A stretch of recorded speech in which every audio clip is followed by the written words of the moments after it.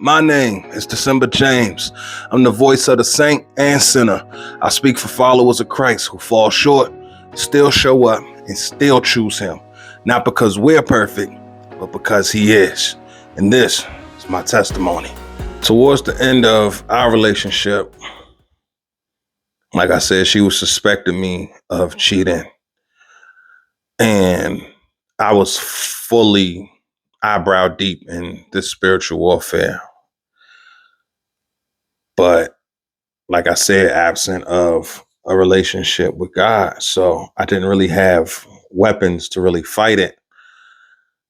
And so I'm addicted to porn, and me and her aren't even being intimate at this point. I would literally pass up intimacy with her to go and masturbate.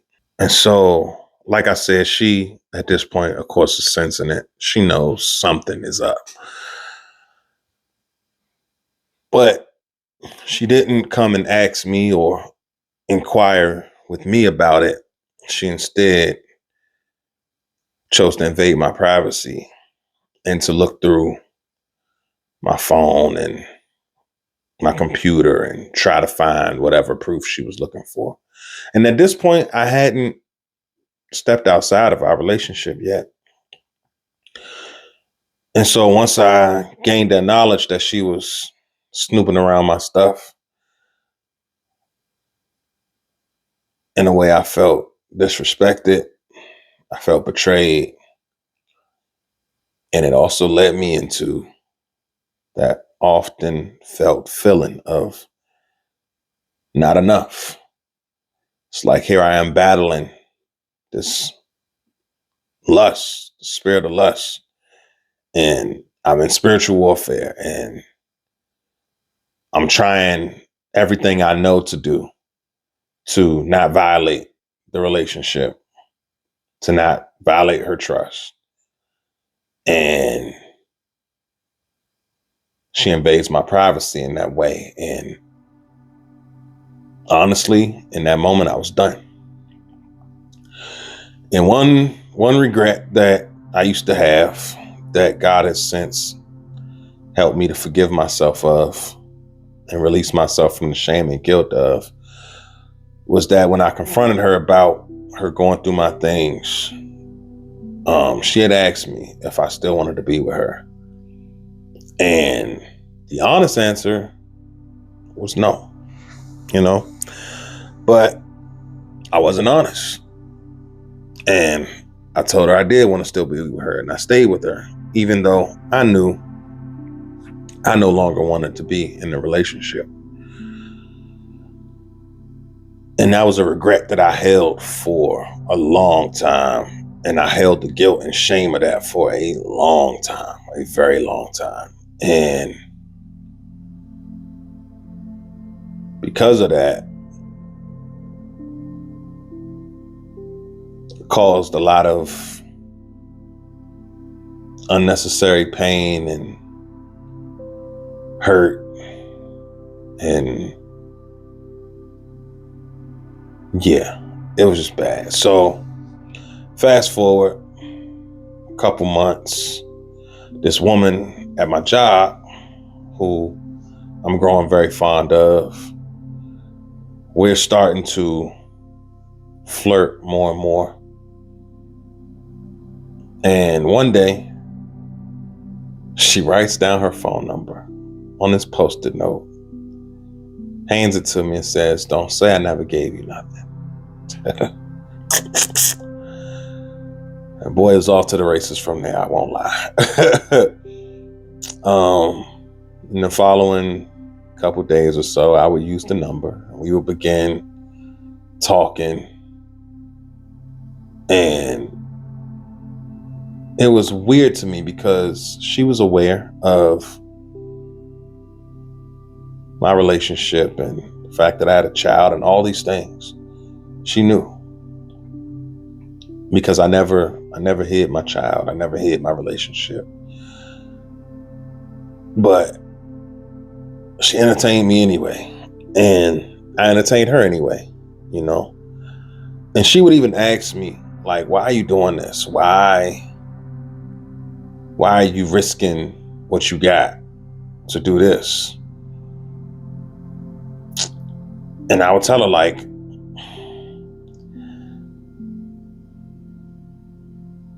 I can't help myself. Like, I would literally say that to her, like, in so many words, like, I can't help myself. Like, it's something about you. Something intrigues me.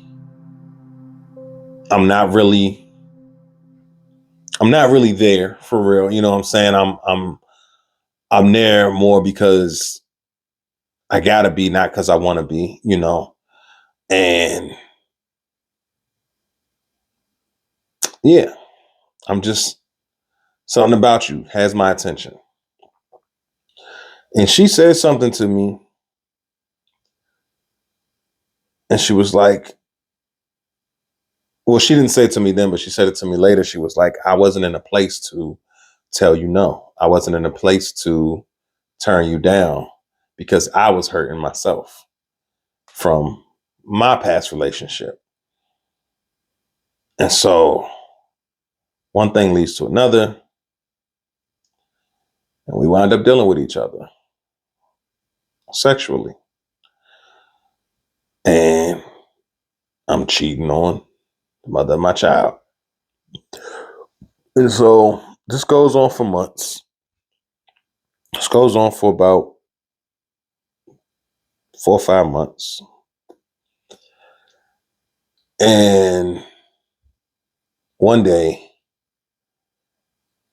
my son's mom, I guess, this was the proverbial straw that broke the camel's back. And I was being too loose with it. And she went through my things, went through my computer. She thought I was cheating with a whole different woman who she had been suspecting me of cheating with for months that I had nothing to do with. But in that search for what was going on in that situation, she comes across a receipt in my email for a hotel where I was with the other woman. And she pulled up on a nigga.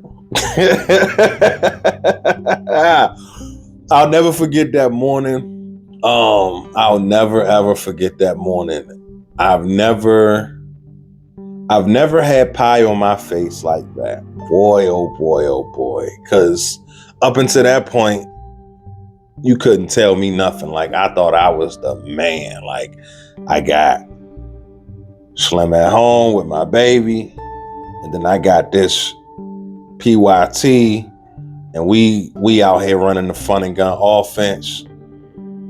You can't tell me nothing. And it's funny because there was a couple people who tried to tell me something. It was like, yo, you gotta slow down. You wilding. You jive loose. You should slow down. You should chill. You should.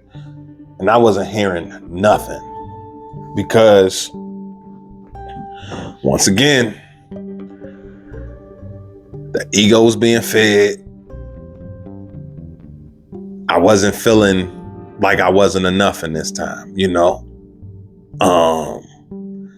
What I'll say about her is that she made me feel like I was something. I was somebody. I was important. I was needed.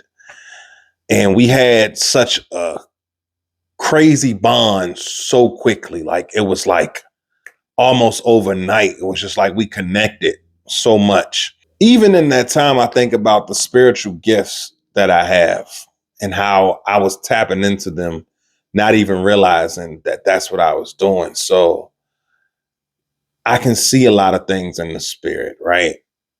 And even in that time, I was able to tap into those things, and I would tell her stuff that I seen about her, but that I had no way of knowing without her telling me. And I think even that built the bond stronger.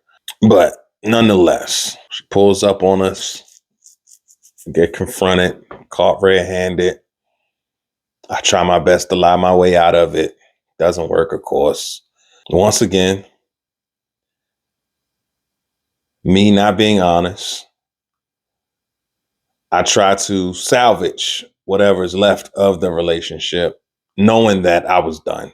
Like I was done. Like I was done. I knew I wasn't going to spend the rest of my life apologizing for what I did. And I knew that's what it was going to kind of take to salvage, you know what I'm saying, the relationship. So I was like, you know what? I'm cool. But I didn't want to say I'm cool because she was threatening to take my son and move him to another state where her family is from. And I couldn't have that. I know it wouldn't have been good for me, but I'm not sure of how that would have affected me at that season in my life. I'm not sure. And so I was like, you can't take my son from me. Like, no. And I was adamant about it. And it actually caused me to try to fake the funk for even longer, to be like, hey, yo, like, I'll try to make it work. You know what I'm saying? Just can't take my son. But she knew. She knew. One thing I'll give her credit for, she's not a dummy. You know, she knew. She knew it was over. And I had never stopped dealing with this other woman. So we finally make the decision to break things off completely. And now I'm all in on this other woman who, like I said, would later become mother of my second child. And so I'm all in. And for literally like a year, my first son's mom is still living in the house with me. And, you know, I was sleeping in the living room on the floor. She was sleeping in the bed. And I would try my best to, you know, be cordial. And then I would leave out the house and I would go be with this other woman. And in that season, now looking back on it, I see so many opportunities where God was really trying to get my attention and slow me down. Like, he was trying time after time, thing after thing. And it would always be in the area of my car or my money, my car or my money, my car or my money, because God knew where my heart was. He knew. And so it would be so many things, but I'd be like, I got money for that. I can get the car fixed. I got money for that. I can get the car fixed. I can do this. I can do that. And God literally had to like break me down over time. Like over time, it was just like, I was like, yo, why does things keep happening like this? And it's because I was out of alignment and I was not operating in the favor of the Lord. And he was really trying to get me to see. But I didn't have that personal relationship with God. So whatever. So fast forward a little bit more. And my first son's mom, she winds up moving out. Found her own place. Thank God, you know, she got a place that was perfect for her and my son and wasn't too far, you know, so that all worked out. And I was like in the space of like, bet I got my spot back. You know what I'm saying? I got my space now. And instead of me taking that space for me, I instead made it a space where this new woman could come right on in. And that's exactly what happened. And literally not even 2 months, she was pregnant with my second child, my boy, Samaj. Shout out to Maji. I love you, baby. So she gets pregnant. And when she gets pregnant, it's like everything shifts. Everything changes. And it's just like all of the fun and the happy-go-lucky out the window. And everything, I just remember everything becomes a lot more tense. Everything becomes a lot more contentious. Like, it just wasn't the same energy anymore. It wasn't the same, and I know, there was a lot of things going on her side where, she was trying to wrap her head around how life was changing for her. And with me, there was a lot of transition going on in life. I had lost my job. I was in this new space where everything was on me. I was in this new space where I was by myself, even though I was with her. I was by myself now because nobody else is living in this house. It's just me. And of course, my son, when he would come, but it was just me now. And so I'm having a lot more time to spend with myself, a lot more time to spend with my own thoughts. But I'm still absent of this personal relationship with God.